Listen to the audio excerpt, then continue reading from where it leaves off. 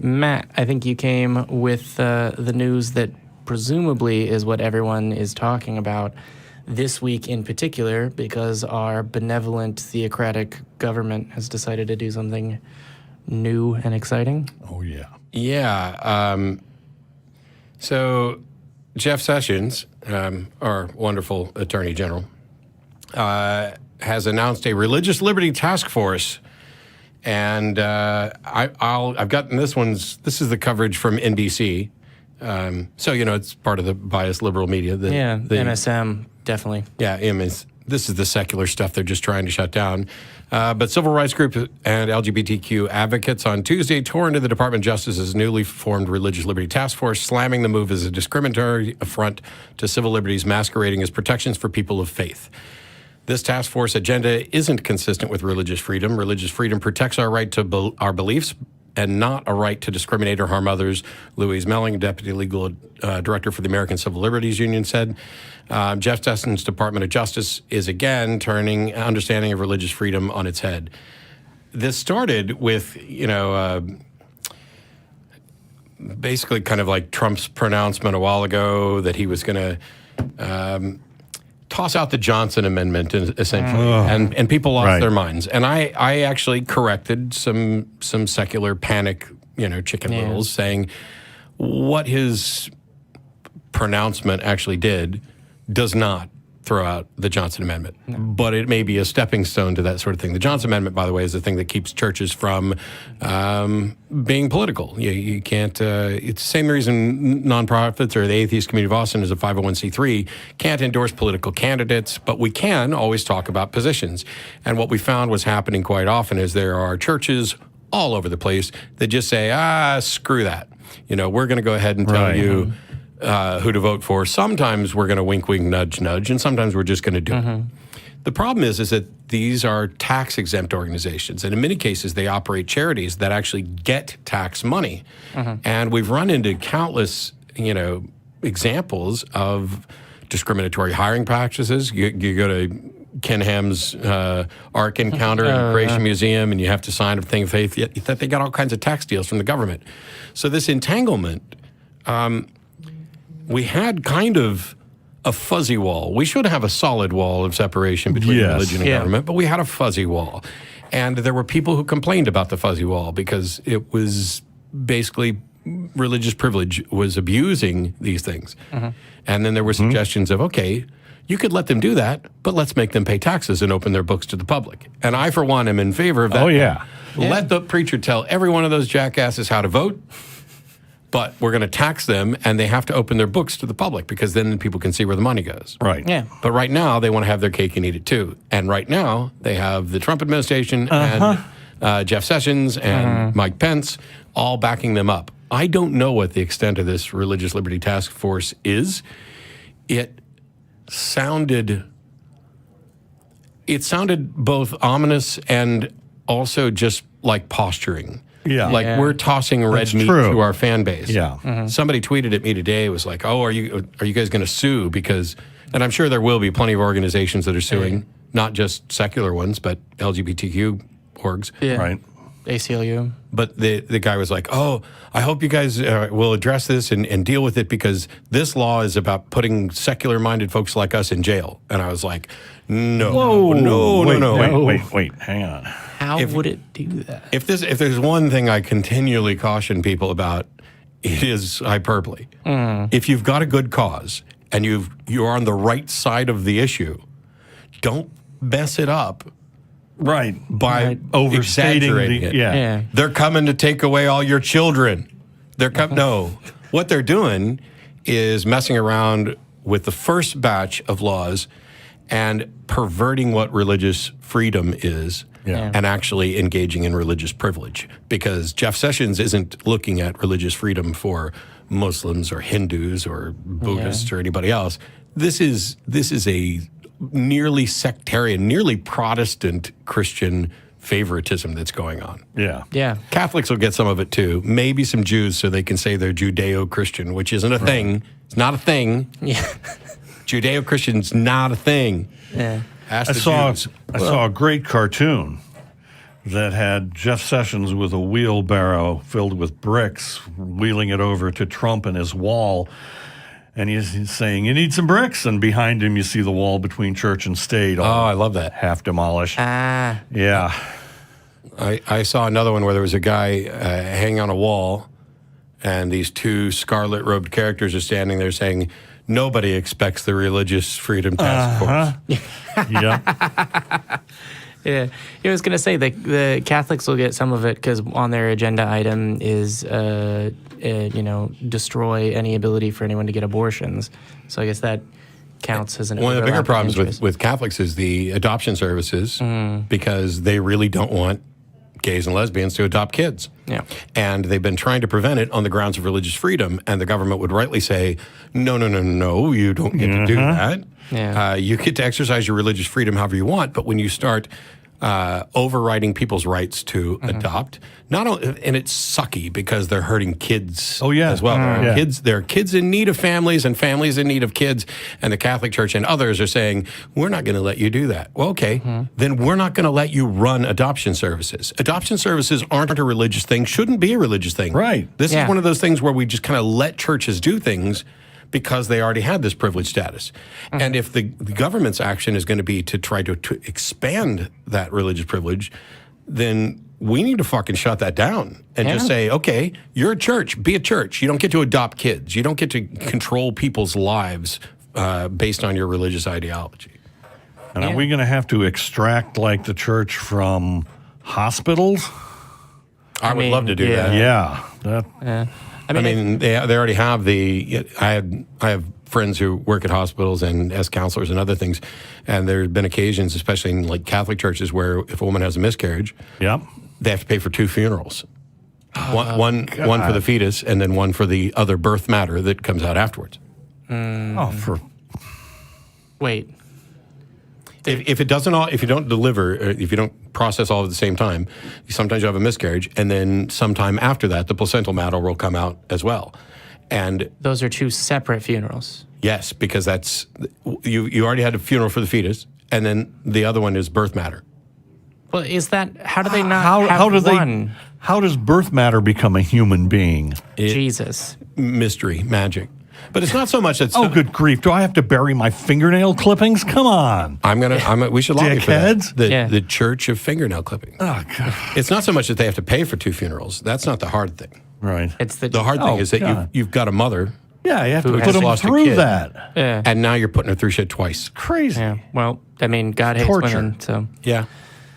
Well, that was fun. One of the details that I heard going Outrage. through is that there's a lot of discretion when it comes to prosecutors and law enforcement at basically at every level is who do you arrest, who do you charge. And so part of the guidelines laid out for the executive branch is to not threaten any religious organization that lobbied for a candidate in the election is one of the points of guidelines that they're passing through the government, which I think is blatantly self-serving. Yeah. Yeah. This for all the people saying they're doing away with the Johnson Amendment when they tried to, this is the real first step towards that. Basically saying it's kind of a wink, wink, nudge, nudge. And there is, and I always try to be fair, like weed isn't legal in Austin. Yeah. But But if you're walking down 6th Street smoking a joint, you might get it's unlikely you're going to get arrested. Yeah. Right. There's some discretion there. It might be, hey, put that out or share it, I guess some of the cops might say. And so it's nice when there's discretion on laws that are sensible, that expand freedom. This is discretion that ultimately leads to an abuse of a system that benefits shady politicians, it benefits churches, and it does not benefit citizens at all. No. And I would say it doesn't even necessarily benefit churches, right? Like I always think about this the way I thought about, or try to think about it the way I thought about religion when I was religious. And in my mind, I separated that from government. I was very passionate about government, which is probably where the people that have preferred me to be indoctrinated and still a Christian today went wrong. Because that passion hasn't faded at all. But that's not ever what I thought churches were for at all. And I feel somewhat supported by this Baptist minister that wrote, I think it's an op-ed for NBC News as well, just saying like, this is ridiculous. This isn't what freedom means. You're supposed to persuade people to believe what you believe instead of trying to force them to believe it with a government. And I think, I mean, in a way, particularly because I'm the president of an atheist organization, I guess it's good that this entirely destroys whatever credibility that churches tried to maintain as like organizations that were supposed to be educational and teach people or persuade people, that they're now aimed at getting the police to teach you in that way. I don't know. It may be the case, though. I would want to see the text where they're saying, hey, let's not go after people who were lobbying in the last election, because they'll use that to say that lobbying in the next one's okay. The problem is the Atheist Community of Austin is a 501c3 educational organization, not a religious organization. Right. And so we would still be prohibited from doing that, which I'm fine with. I don't feel any desire to tell people how to vote as from the standpoint of an organization. Right. As an individual, though, I will absolutely give you my opinion. Not right now. But not right now. Oh my God. And but it may be the case that we need other 501c3 non-religious organizations to push back on this, to say, okay, if you want to do this, you got to do it for all. Right. And so then all of a sudden, we could come on and floodgates are open. Say, I mean, really, vote for Trump or don't vote for Trump or whatever we wanted to say. Right. Yeah, really. I mean, it's like has the Satanic Temple has to be all over this. Yes. Right? Like the Satanic Temple is the secular community's like incredibly weird best friend. Yes, it is. Yeah. It's like there's this. It's like the uncle that you really don't want to invite to the party, but he always shows up with the best booze and stuff. So you like him. Yeah. Yeah, he's always the one that turns it around on him. It's like, oh, let's have theology classes. Okay. Yes. All right. You can teach about the devil. Wait. No, we didn't mean that. Satan loves me, this I know. For the Satanic Children's Coloring Book tells me so. There was a Wiccan group that got ticked off at some city council that wanted to prohibit them from... Oh, you have that story? Yeah, I saw that somewhere. Hang on. It's, hang on. It's right after we have... Right on the tip of your tongue. Right on the tip of my scrolling towards it. Let's see. Odds are good that if I just go to Hemant Mehta's Friendly Atheist website, I will find all the news articles just like I used to. Nah. Well, he's very good at collecting them, but after that I try and I do my best to go to the source as well, which I do with, well, here. Oh, no, here it is. It's, yeah, I've got it. Okay, go. All right. Let's see. Elected officials in Brown County, Wisconsin, have a long habit of opening their meetings with Christian prayers. Even in 2012, the Freedom from Religion Foundation was telling the county board to stop invocations that included mentions of Jesus and ended with, "In Jesus' precious name, amen." Yeah, that's a little sectarian. Precious. Wow. Yeah, it's precious. That was before the Supreme Court ruled that those kinds of prayers were legal, but even now, they would be illegal if they're the only prayers ever offered. And that's exactly what's going on. The prayers are no longer as explicit, but they're still undoubtedly Christian. Supervisor Patrick Evans thinks he has a way to resolve the controversy, though let the voters decide, which is not at all how that works. On Monday night, the Catholic official proposed putting Christian invocations to a vote this November, which, again, is not... We have a constitution. Yeah. Fuck you.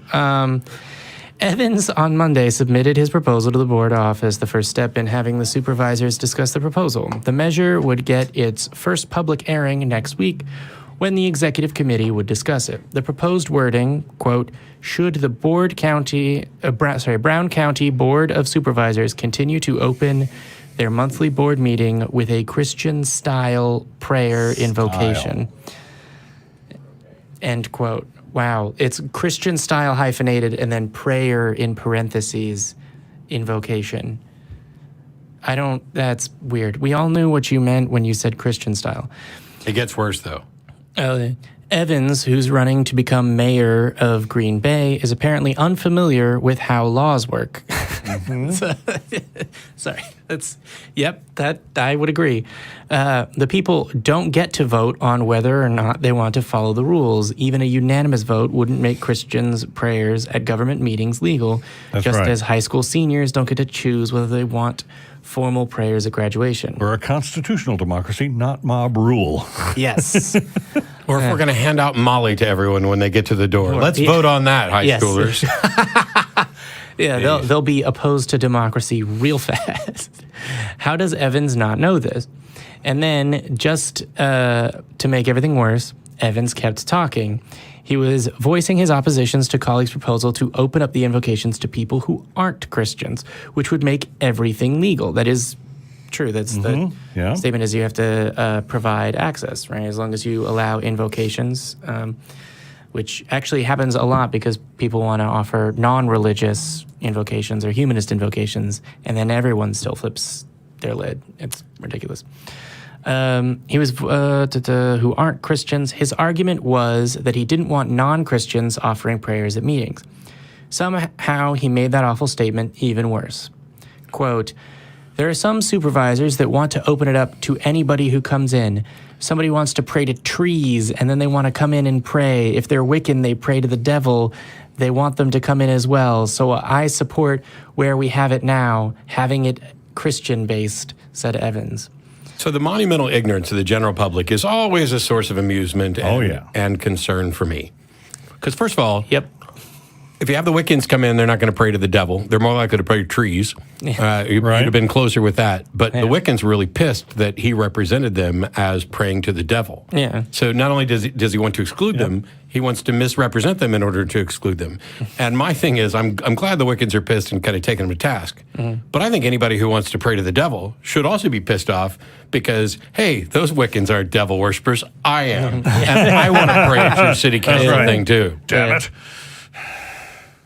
So I don't know. People don't. It's not surprising to me that people don't know how the law works, how the Constitution works. It's how fairness works. Yeah. Hey, let's vote on this. Okay. Yeah. Let's vote. You can vote all you want, but if you're voting to, let's have the entire U.S. population vote as to whether or not I should be Donald Trump's slave. Right. Even if they all vote yes, that does not happen. Yeah. Yet. Although it might. Yeah, I was going to say. Because we can amend the Constitution that would allow me to be a slave. I mean, do they really need to amend the Constitution if they get a second activist judge on the court? God, I hate Gorsuch. But the Lady Liberty League is the group that brought up the objection. They're a group that supports civil rights and religious freedom for Wiccans and pagans.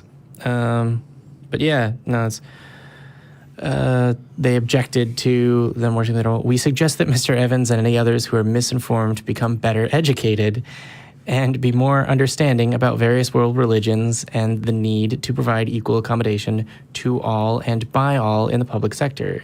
In addition, it would be useful for any similarly minded government representatives to become better versed in the separation of church and state within our country. But yeah, I mean, for years, people would write in or email or ask, hey, would you want atheism to be a religion or would you want an atheist church? And my answer has always been the same. It's not a religion. I don't want it as a church. Am I fine with the idea of secular things that are like church? Oasis, Sunday Assembly. Sure, yeah. Sure. If that's for you. However, it's getting to the point, and we had years ago, probably 13, 14 years ago, the ACA actually had discussion about whether or not we wanted to try to apply as a 501c3 religious organization or educational. And it was nearly unanimous that we were going educational. Yeah. Because one of the things is, while it's it's an unfair playing ground to be standing in opposition to religious organizations that have privileges you don't. We wanted to, be ethical and make sure that we were doing this right. Right. I think every single day I want to find a proper secular religious church that I would be comfortable belonging to, just so that we can do nothing but file lawsuits on behalf of the secular religious organizations and make sure that those things are written in such a way that those protections apply to the rest of the 501c3 classes. Because either we have to take away the tax-exempt status from religion so that everybody's going to, or we have to open up the privileges to everybody. Now, I would rather take away their tax-exempt status because they've been, hoarding money but abusing it for forever. Yeah. But I might not be the majority here. I don't know. That's a very good question. I go back and forth on this a little bit. I'm, haven't been as frustrated for as long about this, so maybe that's why I'm more patient. I'm sort of along the lines of, okay, they can operate as a nonprofit. There's certainly some privileges that I think no organization should have, period, which is to not have to open your books at all. I don't care what your legal status is. That's fucking ridiculous. Yeah. Right. But I don't know that if it's providing community services, even if that's a community But that's the thing. service. Let's say you run a church. Now, the ostensibly the reason that churches get these privileged things is because they provide communities with services. And it is true that throughout the history of the United States in particular, churches provided massive services. They were the schoolhouse. They provided the meeting places. They provided places to vote. They they provided buildings, because if you're only there on Sunday morning, that means the rest of the time there's a building that people can use. Yeah. And so certainly there were services there. Churches eventually build up to run hospitals and universities and these other things that are clearly a benefit. I'm not denying at all that happened. Oh. But let's pick two churches. Let's pick Church A, which has its Sunday services and then does a bunch of stuff for the community in addition, that don't involve the religious aspects. Let's say they open up their doors, they allow childcare during the day for the week, and it's still a paid service. People are paying, but they're providing the facilities. And then here's this other church, and it does none of those things. It still gets all the same benefits as the church that's doing good. Right.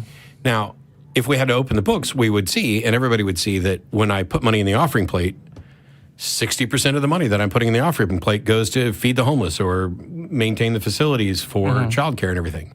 And if we look at the other church, 0% of what I put in the offering plate goes there. Yeah. Now, if the books were open like that, I think it would be more for people to see, but you would no longer need the protections, because then you could say, this chunk of our business is religious and is not tax exempt.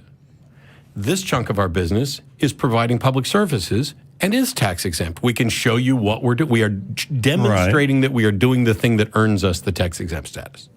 Yeah. And now everything's fair again. And you probably end up with better churches.